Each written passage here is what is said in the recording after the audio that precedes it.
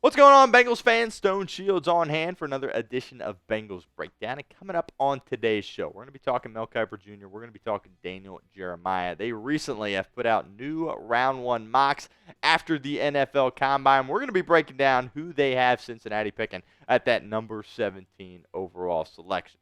Before we get into that, make sure you guys name a player you want the Bengals to draft. Notice I just said name a player. It doesn't have to be at 17 overall. Name a player. Could be a guy that's going to go day 3 that you think is going to be a great steal. Let me know. Name a player you want the Bengals to draft in the 2025 NFL Draft. All right, so we're going to break this down here. And we got Kiper's guys on the left, and we've got DJ's guys on the right. So consensus there at number 1, Cam Ward. Consensus there at number 2 as well, Abdul Carter. 3 as well, Shedeur Sanders. And guess what? Oh, yeah, we have consensus at number 4 additionally with Travis Hunter. None of that really impacts Cincinnati there at 17. Moving on to Jacksonville at number 5. This is where we get our first disagreement. Again, we got Kiper on the left and DJ on the right. Kiper, Mason Graham, defensive tackle out of Michigan. Jalen Walker off the board for Daniel Jeremiah at number 5. Back to agreeing here at 6. Ashton Jeanty. It feels a little early for a running back. Vegas certainly could use one. And they've got Jeanty going to Vegas there at 6. Tyler Warren for Kiper and Armand Membu for Daniel Jeremiah going to the New York Jets. Now Kiper's got Jalen Walker going to Carolina. And Mason Graham is who DJ has there at that 8 spot, getting closer to that number 17 overall selection. Oh, my goodness, Jackson Dart, number 9 overall, according to Mel Kiper Jr. How about that?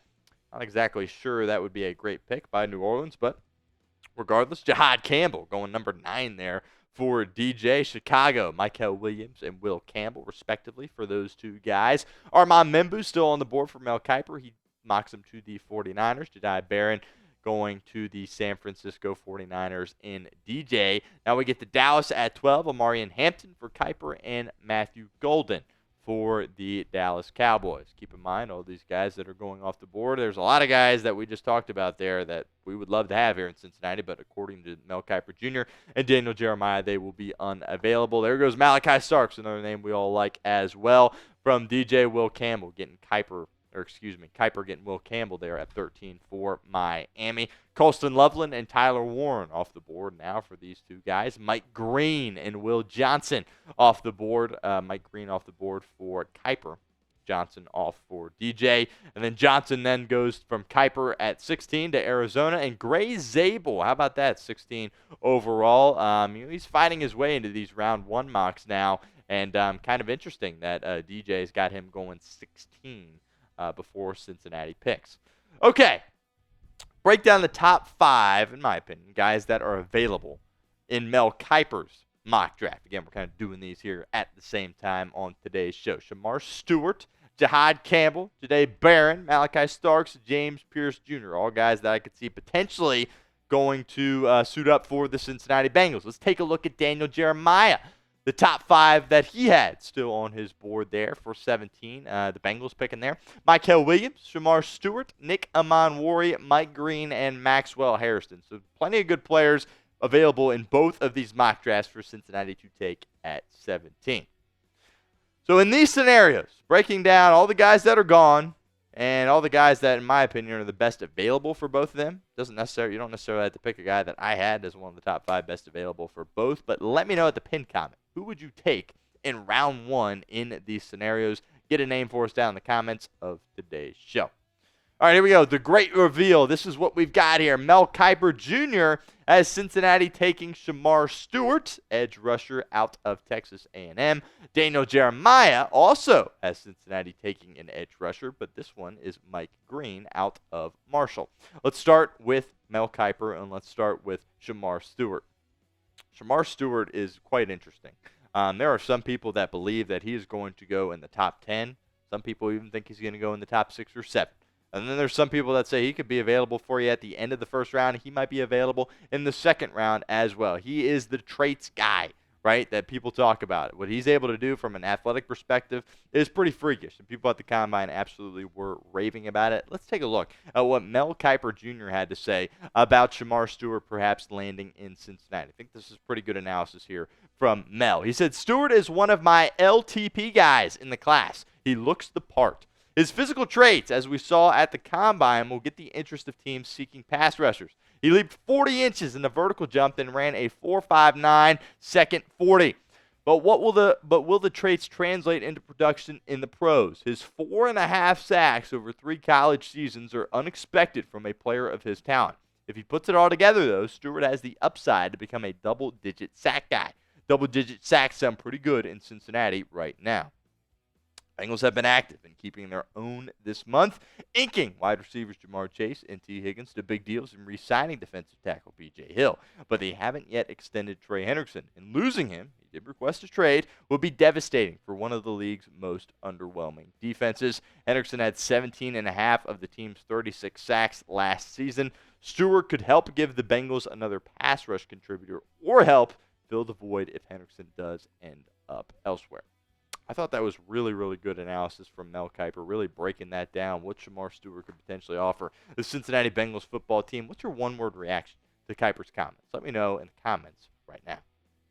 All right, let's take a look here at the relative athletic score for Shemar Stewart. Some of these numbers absolutely jump off the board. What we talked about there with the 40-yard dash, pretty freakish that an edge rusher can run around like that out on the football field. Pretty incredible stuff. Now, the production obviously is the question mark, right? This is a guy that was a 5-star coming out of high school. Everybody was raving about him coming out of Florida. And then the production there at Texas A&M, he was able to work his way into the lineup as a freshman, and the sack numbers just really weren't there. A guy that has so much talent, you would think that he would be able to produce more than 4.5 sacks across 3 seasons of collegiate football. Some people kind of argue, it's the way, Texas A&M deployed him, or, he was getting, double teamed, of course, by other teams that were creating issues for him. But regardless, the production wasn't there. If the production was there, this is a guy that, by the way, has gotten Myles Garrett comps, which is aggressive when you look at the production that you're staring at right there on the screen. But if he had production with what he can bring from a physical traits perspective, people would be talking about him perhaps going first overall. All right, let's talk about Daniel Jeremiah's guy. Now, another edge rusher here for the Cincinnati Bengals. He had Mike Green available at 17, and he had Cincinnati going out there and picking Mike Green. The production for Green, complete opposite of the production that we saw from Shemar Stewart. He was going crazy this past year, sacking quarterbacks all over the place at Marshall. But in alignment, Jeremiah, Kiper say Cincinnati needs an edge rusher here at 17 overall. Let's take a look at what Jeremiah had to say. Much more short, sweet, to the point here from Jeremiah. He said Green would be an outstanding complement to Trey Hendrickson if the Bengals are able to work things out with their star defensive end. My thoughts around the corner.